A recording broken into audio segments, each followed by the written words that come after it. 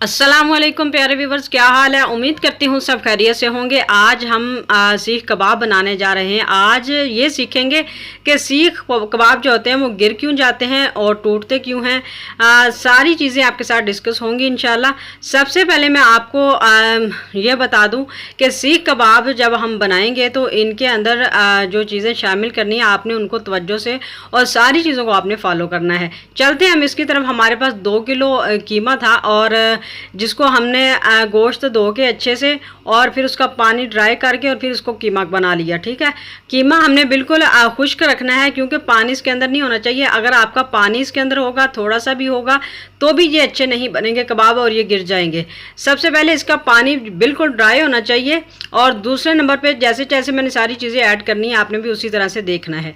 Half table spoon हमारे पास धनिया powder था और हाफ़ टी स्पून जो हमारे पास है सुरख मिर्च पाउडर, हाफ़ टेबल स्पून हमारा ज़ीरा पाउडर है और हाफ़ टेबल स्पून हमारे पास गरम मसाला है। हाफ़ टेबल स्पून ही हमारे पास है ये कुटी हुई मिर्च और यहाँ पे हमारे पास थोड़ी सी ब्लैक पेपर है, ये ऐड कर देंगे हाफ़ टी स्पून। यहाँ पे हमारे पास है अजवाइन हाफ़ टी स्पून है ये भी, और यहाँ पे सुहागा और हमारे पास है मीठा सोडा थोड़ा सा 2 चुटकी हैं, ये शामिल कर देंगे। और 1 टेबल स्पून हमारे पास नमक है, ये शामिल कर देंगे। दूसरी तरफ हमारे पास है थोड़ी सी हमारे पास ऑर्गेनो है और हाफ़ टी स्पून ही हमारे पास ये पपरिका पाउडर है। और ये हमारे पास है जी सीख कबाब मसाला, ये कम से कम हमने 2 टेबल स्पून बार बार किस तरह से डाले हैं। और दूसरी तरफ हमारे पास है कुछ सब्ज़ मिर्चें और प्याज हमने जो चॉप किया था, और प्याज को भी आपने अच्छे से चॉप करके इसका पानी बिल्कुल निकाल देना है, रिमूव कर देना है इसका पानी।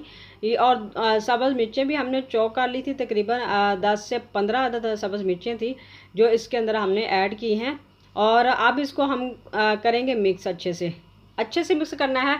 यहाँ पे मैं आपको एक और बात क्लियरली बता दूं कि आपके कीमे के अंदर चर्बी भी होनी चाहिए, क्योंकि अगर चर्बी का इस्तेमाल नहीं होगा तो फिर आपके कबाब जो हैं अच्छे नहीं बनेंगे। यहाँ पे हमारे पास कीमा था और इसके अंदर हमने अब घी ऐड कर देना है।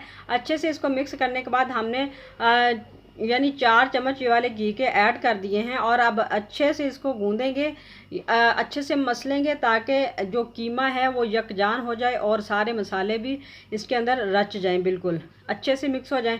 यहाँ पे हमने 4 से 5 मिनट के इसको अच्छे से गूंदा है। और इसके बाद फिर इसकी यह कंडीशन आप देख सकते हैं माशाल्लाह से कितना अच्छा ये जुड़ रहा है आपस में, बिल्कुल बहुत ही ज़बरदस्त किस्म का हमारा जो कीमा है वो तैयार हो चुका है।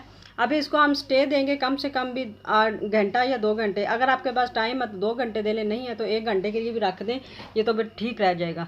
1 घंटे के बाद यहाँ पे हमने अंगीठी पे आ गए हैं और अंगीठी हमने चला ली है।